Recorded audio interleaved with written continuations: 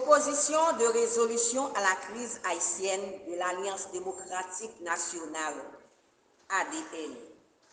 Port-au-Prince, le 18 novembre 2023, en 220e de l'indépendance.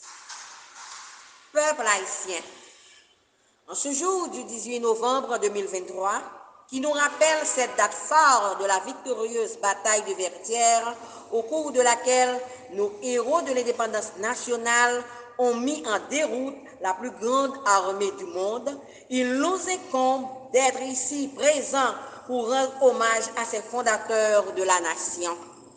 Nul n'ignore que Haïti est l'initiatrice des droits de l'homme dans le monde.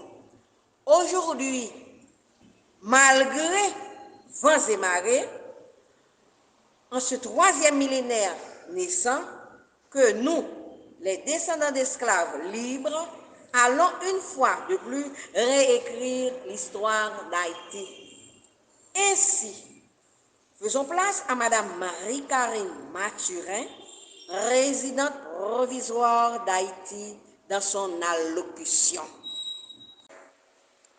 Chers compatriotes, professionnels, jeunes, paysans, hommes et femmes vaillants de mon pays.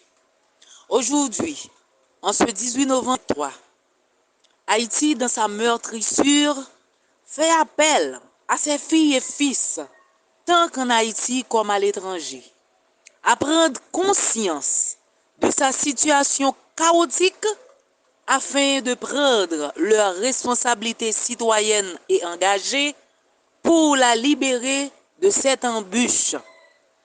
Considérant que depuis l'assassinat du président Jovenel Moïse, de la nuit du 7 juillet 2021, notre pays va de mal en pis.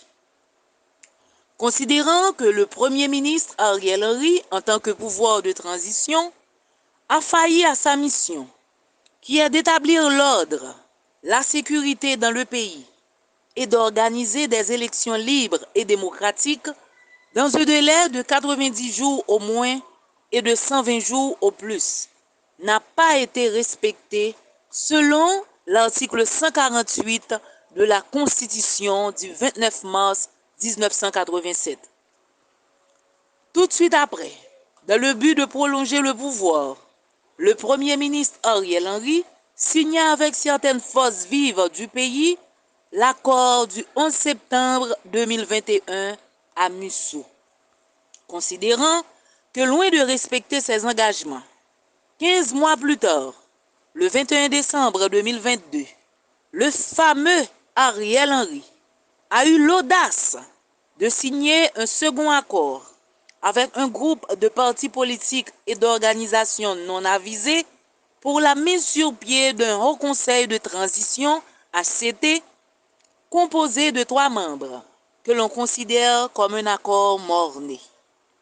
Considérant les déplacements massifs des habitants des quartiers populaires vers les villes de province, sous les représailles des gangs armés, sans oublier les cas de kidnapping, de viol, d'assassinat, d'injustice, de corruption et d'ingérence internationale, sont sujets d'actualité au quotidien dans la presse nationale et internationale. Considérant que selon notre Constitution, il n'en revient qu'à nous, peuple haïtien, de se mettre ensemble pour vider nos contentieux et non de faire appel à d'autres pays étrangers.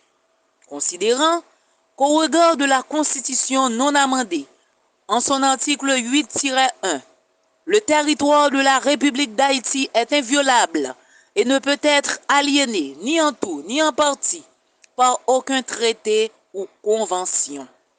Considérant que son mépris devant ses engagements avec l'opposition tend à rendre le pays ingouvernable. Par ces causes et motifs, nous déclarons notre ferme opposition au débarquement de toutes forces étrangères dans le pays, sous prétexte de rétablir l'ordre, la paix, et demandons le départ de ce Premier ministre de facto le 7 février 2024, afin d'installer à la tête du pays un président provisoire pour une durée de 18 mois pour la régénérescence d'Haïti. Vive Haïti libre et indépendante!